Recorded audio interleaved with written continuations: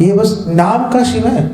वो भौतिक लोगों को बता रहे हैं कि तुम्हारी इस संपत्ति का मेरे नज़र में कोई महत्व नहीं है, कोई कीमत नहीं है। ऐसा प्रतीत होता है कि ये जो ब्रह्मा है इसमें भी बहुत ज़्यादा बुद्धि नहीं है। जब वो किसी वैष्णव की निंदा करता है, उसके प्रति अपराध करता है, तो कुछ ही दिनों में उसकी प्रोग्रेस हो जाती है गुरु निंदा तक उठ जाता है।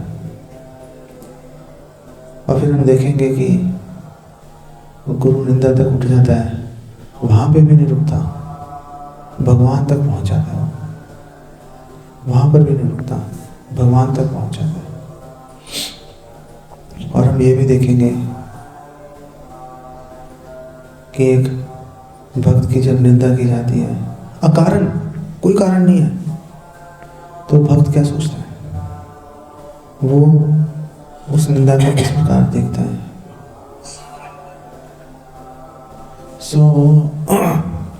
दक्ष ने शिव जी की आलोचना निंदा करते हुए बोला कि ये जो शिव है लुप्त क्रिया, सदाचार विहीन है। सदाचार और शिव का कोई लेना देना नहीं है। और जबकि भागवतम कह रही है वैष्णव नाम यथा शब्द, शिव जी से बड़ा वैष्णव कोई नहीं है। वैष्णव का मतलब जो वैष्णव सदाचार का पालन कर रहा है। बिना वैष्णव सदाचार के वैष्णव का कोई मतलब नहीं है। कोई अगर बोले कि मैं वैष्णव हूं, तो आप उससे पूछो आप वैष्णव सदाचार का पालन करते हो? अगर नहीं कर रहा तो फिर वो वैष्णव नहीं है, फिर उसको वैष्णव नहीं कहा जा सकता। लेकिन सरस्वती देवी ने इसको भी शिव जी की ग्लोरिफिकेशन में बदल दिया। और हमारे आचार्य बताते हैं कि लुप्त क्रिया का मतलब है ऐसे कार्य जिससे सकाम कर्म नष्ट हो गए। सकाम कर्मों को खत्म करने वाले कार्य लुप्त क्रिया कहलाते हैं। दूसरे शब्दों में भक्ति को, अहेतु की भक्ति को लुप्त क्रिया कहते हैं। और दक्ष ने बोला कि अशुचया, ये तो अशुचि है, ये तो अशुचि है। और दक्ष ने बोला कि शमशानों में रहते हैं, राख शरीर में मिल के चलते हैं, भूत प्रेतों के साथ उनका संग करते हैं। जैसा संग वैसा रंग, जैसा संग वैसा रंग, उनका संग करते हैं। गले में नरमुंडों की माला डाली हुई है, दूर से देखने में डर लगता है भाई। गले में नरमुंडों की माला डाली है, ये बस नाम का शिव है।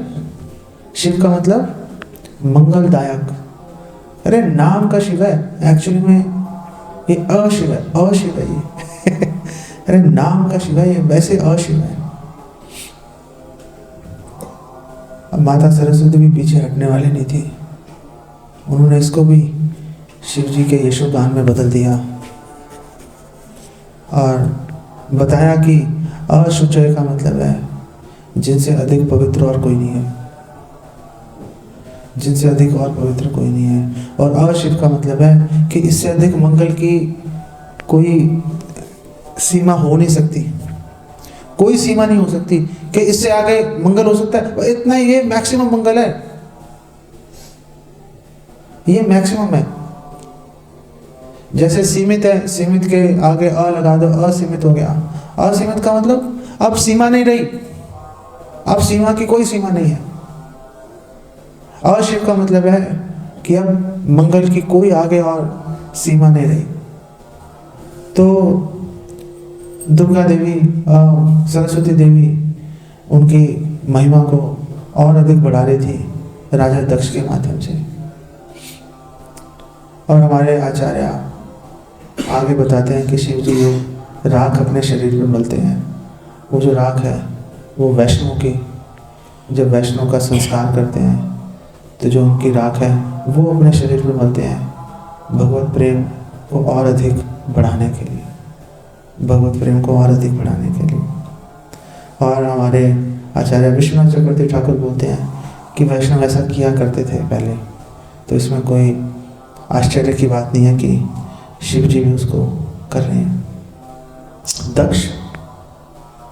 दक्ष इस बात को समझ नहीं सका कि शिव जी जो इस प्रकार व्यवहार कर रहे हैं, करुणावश कर रहे हैं, करुणा के वशीभूत होकर कर रहे हैं और भावावेश में कर रहे हैं। कृष्ण प्रेम का भावावेश है, भावावेश में आके वो इस तरह का व्यवहार कर रहे हैं। और दक्ष ने बोला ही कि मैं तो एक पराधीन ब्राह्मण की तरह हूं, जिसे मजबूरी में एक शूद्र को वेद वाक्य प्रदान करना पड़ा। ऐसे ही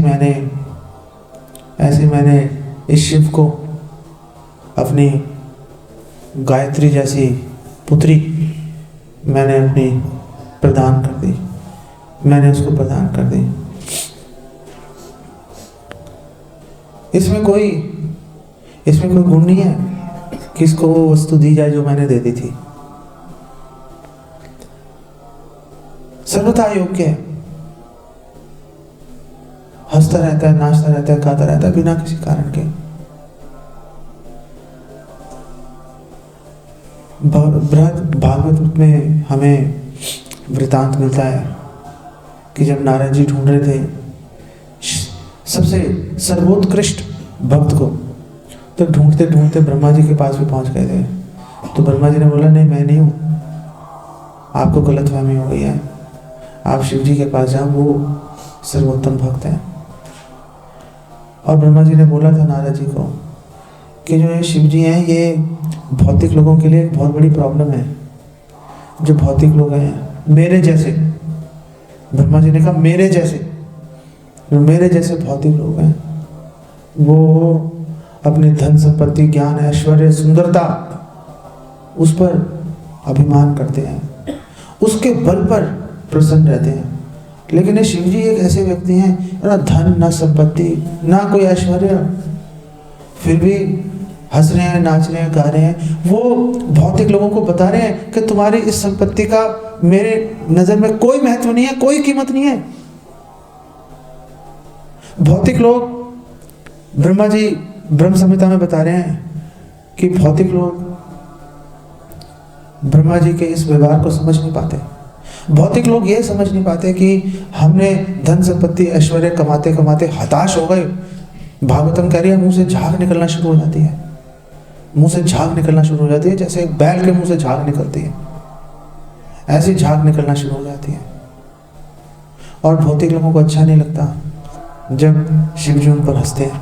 देखो बेकार में परिश्रम किए जा रहे हैं, बेकार में परिश्रम किए जा रहे हैं। तो लोगों ने पूछा, अगर भाई अगर इतनी तकलीफें थी तो क्यों दे दिया, क्यों पराधीन ब्राह्मण बन गए, क्यों बन गए, ना देते, कोई जबरदस्ती थोड़ी ना। तो उसने बोला मुझे मजबूर कर दिया था, मुझे मजबूर किया गया था। अब गुरु अपराध तक जा रहा है, अब गुरु अवज्ञा तक जा रहा है, गुरु के प्रति अपराध करने वाला है दक्ष।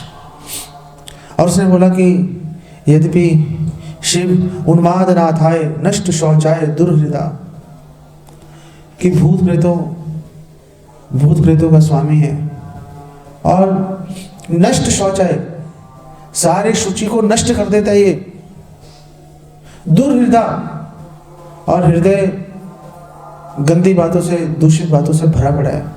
लेकिन मैं मजबूर हो गया था अपनी पुत्री का हाथ इस शिव के हाथ में देने के लिए, क्योंकि ये ब्रह्मा ने मुझे मजबूर कर दिया था। परमेष्ठिना, ब्रह्मा जी का नाम है परमेष्ठिना।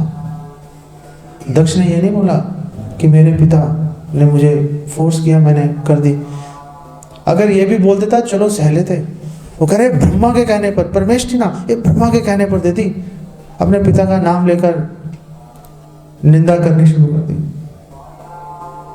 ऐसा प्रतीत होता है कि ये जो ब्रह्मा है इसमें भी बहुत ज़्यादा बुद्धि नहीं है, मूर्ख ही दिखाई दे रहा है, मूर्ख ही दिखाई दे रहा है। ब्रह्मा जी तक, गुरु तक पहुंच गया। ब्रह्मा जी पिता तो हैं, साथ में गुरु भी हैं। ब्रह्मा जी ने तो दक्ष को भगवान की सेवा हेतु प्रजापति के कार्य में लगाया?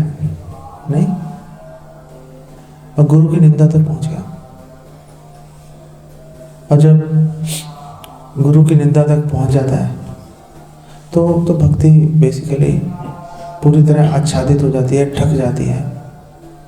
भगवत गीता में भगवान कृष्ण बता रहे हैं कि ज्ञान को ढकने के 3 तरह के आवरण होते हैं। जैसे आग धुएं से ढक जाती है, आग जलती है उसके ऊपर धुआं होता है लेकिन आग दिखती रहती है, हल्का सा हाथ हिलाओ तो हट जाती है। और दूसरा है शीशे पर जमी मैल की तरह, तो साफ शीशा धुंधला हो जाता है और शीशे को साफ करने में थोड़ी मेहनत भी लगती है।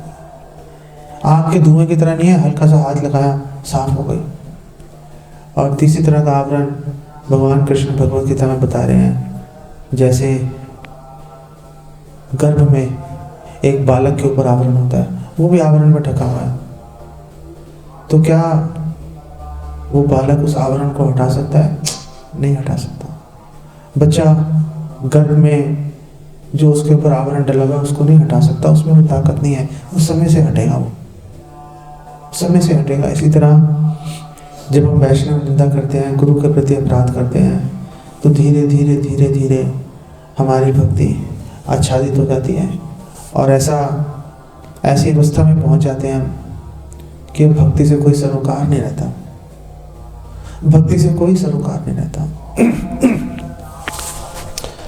चैतन्य चरितामृत में हमें उदाहरण मिलता है रामचंद्रपुरी का। और रामचंद्रपुरी जो है वो वैष्णव निंदा तो कर रहा था, लेकिन धीरे धीरे वैष्णव निंदा करते करते गुरु के प्रति अपराध तक पहुंच गया। और जब श्रील माधवेंद्रपुरी अपना शरीर छोड़ रहे थे तो रो रहे थे, कृष्ण कीर्तन कर रहे थे और रोए जा रहे थे। क्यों? मैं कितना दुर्भाग्यशाली हूँ, मैं मथुरा को प्राप्त नहीं कर पाया, मैं मथुरा को प्राप्त नहीं कर पाया। और ये रामचंद्रपुरी उस समय वहां पर मौजूद थे और रामचंद्रपुरी ने बोला कि गुरुदेव क्यों रोते हो? परब्रह्म कृष्ण का नाम लो और आनंद सुख का अनुभव करने का प्रयास करो। माधवेंद्रपुरी एकदम क्रोधित हो गए। माधवेंद्रपुरी ने कहा भाग जा यहाँ से, मेरी नजरों से ओझल हो जा। एक तो पहले ही कृष्ण प्रेम नहीं मिला, मथुरा वास नहीं मिला, एक तो पहले ही मैं दुखी हूँ, ऊपर से तू और आ गया भ्रम ज्ञान देने के लिए मेरे को। भाग जा यहाँ से। और उसको भगा दिया वहां से, भगा दिया उसको वहां से। अगर तेरी शक्ल देखते हुए, तेरा मुख देखते हुए अगर शरीर छोड़ूंगा फिर तो भगवत प्रेम मिलने की कोई आशा नहीं है मेरे लिए। भगा दिया माधवेंद्रपुरी श्रीपाद ने उसको। और वहां पर श्री ईश्वरपुरी भी मौजूद थे और वो बड़े मनोयोग से श्री माधवेंद्रपुरी की सेवा में जुटे हुए थे।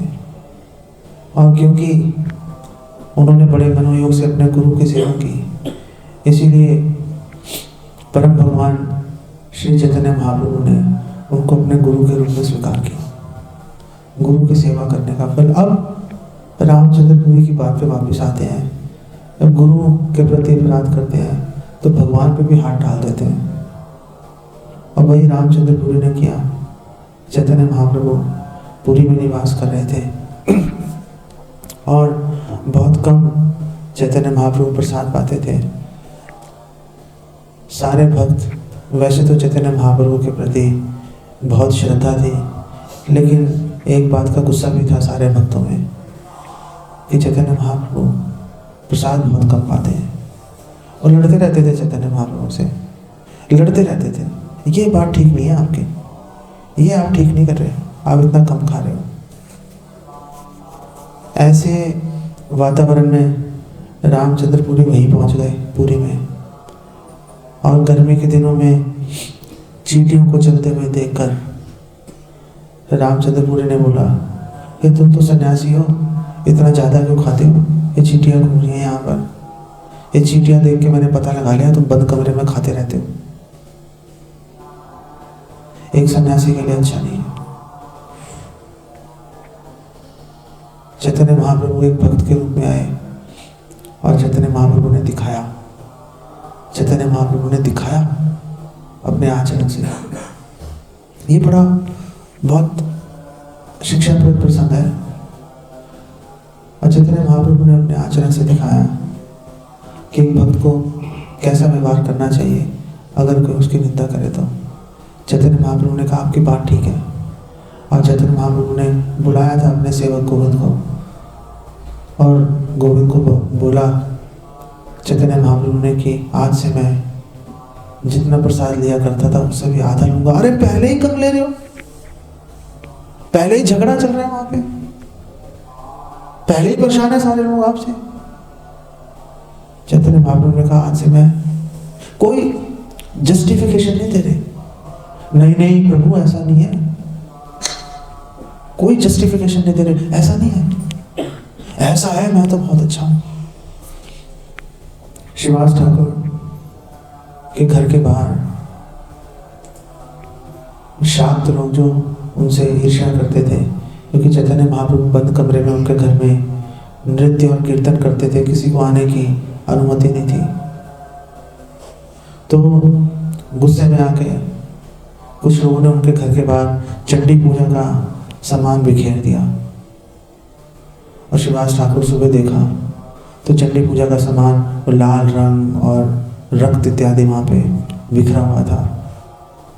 कोई नहीं था वहां पे, कोई नहीं था दूर दूर तक। जब श्रीवास ठाकुर ने देखा तो उन्होंने ऐसा नहीं किया अरे फटाफट साफ करो लोग देख ना ले। श्रीवास ठाकुर ने वहां के सभी सम्मानित लोगों को बुलाया मायापुर नवद्वीप के, और उनको बोला देखो ये है मेरी सच्चाई, बाहर से तो मैं वैष्णव लगता हूँ लेकिन अंदर से मैं शाक्त हूँ। और सारे सज्जन लोगों ने बोला अरे ये पता नहीं किसी पागल आदमी की शरारत है, हमें आपकी सच्चाई पता है सब। उन्होंने फटाफट जमादार को बुलाया, साफ कराया, बात खत्म हो गई। लेकिन श्रीवास ठाकुर ने कोई सफाई नहीं दी, श्रीवास ठाकुर ने कोई सफाई नहीं दी, चैतन्य महाप्रभु ने कोई सफाई नहीं दी। अरे रामचंद्रपुरी प्रभु मैं तो पहले ही कम खा रहा हूं, यहाँ पे इस बात का झगड़ा नहीं बोला। गोविंद को बोला आज से प्रसाद आधा लूंगा। सारे वैष्णव ऐसे लग रहा था जैसे किसी ने उनकी सांस रोक दी, गला दबा दिया। चैतन्य महाप्रभु के डर से एक भी भक्त ने रामचंद्रपुरी को एक अक्षर नहीं बोला। अरे तुमने कैसे कह दिया, तुम्हारी हिम्मत कैसे हुई, तुम्हें क्या पता है? किसी ने एक अक्षर नहीं बोला रामचंद्रपुरी को। सारे भक्त चैतन्य चरितामृत में लिखा है, सारे भक्त मन में यही प्रार्थना कर रहे थे कि रामचंद्रपुरी यहां से चला जाए जल्दी से जल्दी। जब जाना था रामचंद्रपुरी तभी गया, काफी दिन वहां पे रुका हुआ था, फिर वो आगे अपनी यात्रा पे चला गया, आगे अपनी यात्रा पे चला गया। और जब वो गया तो सारे भक्तों ने चैन की सांस ली, लेकिन रामचंद्रपुरी को किसी ने कुछ नहीं बोला, रामचंद्रपुरी को किसी ने कुछ नहीं बोला। वो अपने ही स्वाभाविक रूप से आया और स्वाभाविक रूप से चला गया। उसको नहीं पता, उसको नहीं पता कि लोग उसके बारे में क्या सोच रहे हैं। ये वैष्णव सदाचार होता है, कीमत देनी पड़ती है, कीमत देनी पड़ती है। ऐसा नहीं होता कि जरा सी प्रॉब्लम आती वो फेंका वैष्णव सदाचार को और लंगोट कस के आ जाओ आमने सामने मैदान में, अब तो हाथापाई होगी। यही वैष्णव सदाचार है। वैष्णव सदाचार है कि कोई अकारण आपके ऊपर दोष लगाए तो स्वीकार कर लो उसको, हाँ ये दोष है ही हमारे में, आपकी बहुत कृपा है कि आपने बता दिया, और फिर उसको ठीक करने का प्रयास करो। ऐसा नहीं कि हाँ प्रभु जी आपने सही बोला और मन में सोचो इसको क्या पता है और कुछ मत करो, वो भी वैष्णव सदाचार नहीं है। चलो आपने उसको नहीं बोला, वो अच्छी बात है, लेकिन महाप्रभु हमें ये शिक्षा नहीं दे रहे। महाप्रभु तो ये कह रहे हैं कि अगर किसी ने आप पे लांछन लगाया तो उसको स्वीकार करो और उसको और ठीक करने का प्रयास करो। तो जब रामचंद्रपुरी वहाँ से चले गए अपने आप, किसी ने नहीं कहा उनको जाओ जाओ भाई जहाँ छोड़ो, किसी ने नहीं बोला उनको। तो जैसे ही वो गए, सारे भक्त इकट्ठा होके चैतन्य महाप्रभु के पास गए कि वो चले गए, अब प्लीज आप हमारे पे दया कीजिए, जितना पहले ले रहे थे कम से कम उतना तो लो, ज़्यादा मत लो, कम से कम उतना तो लो। तो चैतन्य महाप्रभु ने उसको स्वीकार किया और चैतन्य महाप्रभु ने वापस अपना जो नॉर्मल प्रसाद ले रहे थे वो, जो कि पहले से ही कम था, और चैतन्य महाप्रभु ने शुरू किया। तो अगर वैष्णव निंदा करें तो गुरु निंदा तक पहुंच जाते हैं और भगवान पर भी लांछन लगा देते हैं। समय की बात होती है, समय की बात होती है। इसलिए हम सभी भक्तों का ये कर्तव्य है कि किसी भी कंडीशन में किसी भी वैष्णव पर कोई लांछन मत लगाइए, कोई उसके ऊपर दोषारोपण मत कीजिए। क्यों नहीं कीजिए, आज शाम को उसके बारे में और अधिक आपको डिटेल में बताएंगे। उसका एक और कारण भी है, एक और कारण भी है जो कि बहुत ही अद्भुत कारण है। जब आपको पता चलेगा तो आप हैरान हो जाओगे, अगर आपने उस पर विचार किया अच्छे से। तो बिना किसी वैष्णव की निंदा किए चुपचाप अपनी भक्ति करना ही श्रेयस्कर है। और अगर आपको किसी वैष्णव में, विशेषकर वरिष्ठ भक्त में कोई कमी दिखे तो आपका बहुत अधिक से अधिक अगर जोर मारेंगे तो सीनियर भक्त को, किसी दूसरे सीनियर वैष्णव को जाके उस बारे में बताओ और भूल जाओ। उन्होंने क्या किया क्या नहीं किया उसके बारे में जिज्ञासा भी करना गलत माना जाता है। इसको यहीं पे विराम देते हैं। जगत गुरु श्रील प्रभुपाद की